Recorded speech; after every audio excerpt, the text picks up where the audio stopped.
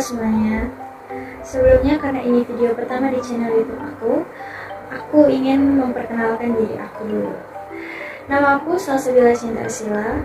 Aku dari Fakultas Hukum Universitas Negeri Bengkulu. Jadi di sini aku ingin menjelaskan materi hukum dagang tentang jual beli dan surat berharga. Tanpa berlama-lama, lanjut ke video selanjutnya. Oke, materi pertama yang ingin saya jelaskan yaitu mengenai jual beli. Apa itu jual beli? Menurut pasal 1457 KUH Perdata, jual beli adalah suatu perjanjian dengan mana pihak yang satu mengikatkan dirinya untuk menyerahkan suatu kebendaan dan pihak yang lain untuk membayar harga yang telah dijanjikan. Menurut Abdul Qadir Muhammad, perjanjian jual beli adalah perjanjian dengan mana penjual memindahkan atau setuju memindahkan hak milik atas barang kepada pembeli sebagai imbalan sejumlah uang yang disebut harga. Menurut R. Wirjono Projodikoro menyebutkan perkataan jual beli menunjukkan bahwa dari satu pihak perbuatan dinamakan penjual sedangkan dari pihak yang lain dinamakan pembeli. Jadi dapat disimpulkan, berdasarkan hal tersebut dapat diketahui bahwa perjanjian jual beli adalah perjanjian timbal balik yang berarti masing-masing pihak mempunyai kewajiban sebagai akibat yang diperbuatnya.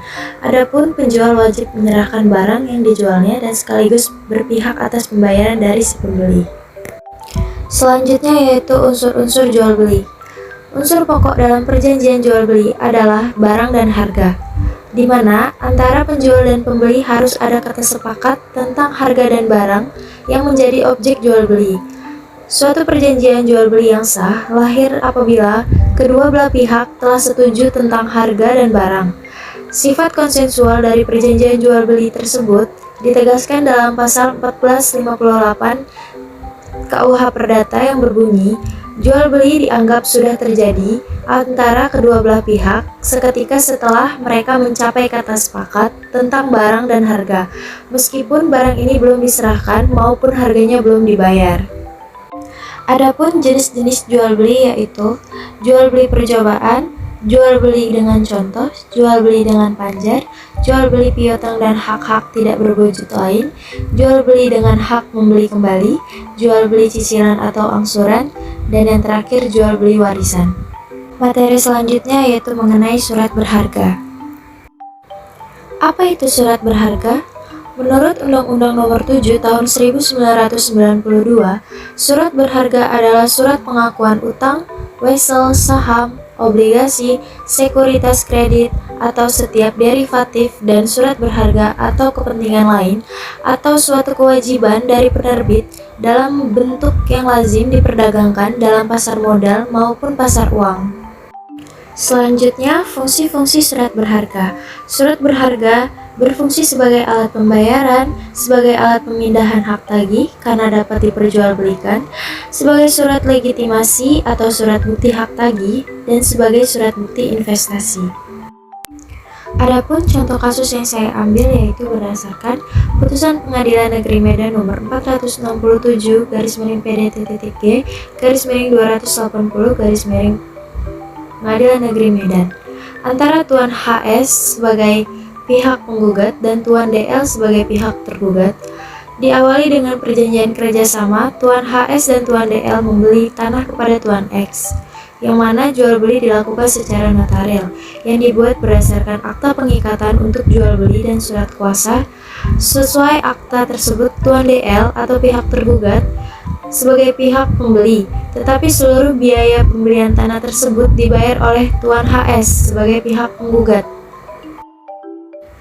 Diperkuat dengan akta pengakuan dan pernyataan secara notarial yang isinya Tuan DL dan Tuan HS menyerahkan sertifikat induk kepada pihak notaris untuk dilakukan pemecahan sertifikat, dan dalam akta pengakuan dan pernyataan itu juga terdapat pasal yang berbunyi apabila Tuan DL akan menjual rumah-rumah yang nanti akan dibangun harus mendapat persetujuan dari Tuan HS. Tetapi, selang beberapa bulan pembangunan rumah-rumah yang dijanjikan oleh pihak Tuan DL tidak dilaksanakan. Tuan HS mempertanyakan keberadaan sertifikat induk kepada notaris. Dari pihak notaris, ternyata sertifikat induk telah diserahkan kepada Tuan DL tanpa sepengetahuan Tuan HS. Dan pada tanggal 20 Juli 2010, Tuan HS melaporkan Tuan DL ke Kepolisian Daerah Sumatera Utara atas dugaan melakukan tindakan pidana, penipuan dan penggelapan. Ketika diproses di kepolisian, Tuan DL mengakui telah mengalihkan tanah tersebut kepada pihak lain.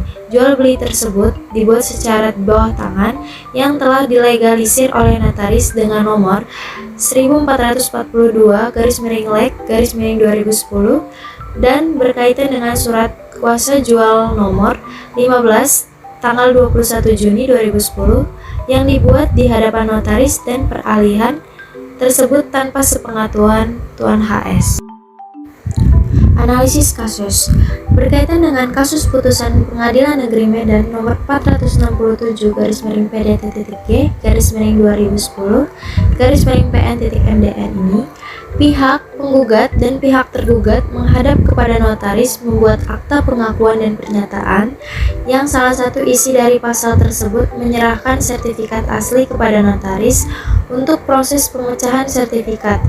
Tetapi tanpa sepengetahuan salah satu pihak, yaitu pihak penggugat, pihak notaris menyerahkan sertifikat asli kepada pihak tergugat satu. Notaris bertanggung jawab pada saat menerima dan mengembalikan kembali sertifikat setelah selesai diproses pemecahan pada kantor Badan Pertanahan kepada para pihak sesuai kesepakatan yang dibuat. Dan notaris tidak boleh memberikan sertifikat kepada salah satu pihak tanpa sepengetahuan pihak lain sesuai dengan kesepakatan. Tanggung jawab pemecahan sertifikat bukan pada notaris, tapi pada pihak pembeli. Jika para pihak menyerahkan segala urusan kepada notaris, itu hanya jasa dari notaris untuk memproses. Berdasarkan putusan pengadilan dalam kasus ini, notaris sebagai pihak turut tergugat harus tunduk pada putusan pengadilan, yaitu menghukum tergugat, turut tergugat 1, turut tergugat 2, turut tergugat 3 untuk taat dan patuh terhadap putusan ini. Baiklah, itulah materi yang bisa saya jelaskan. Wassalamualaikum warahmatullahi wabarakatuh.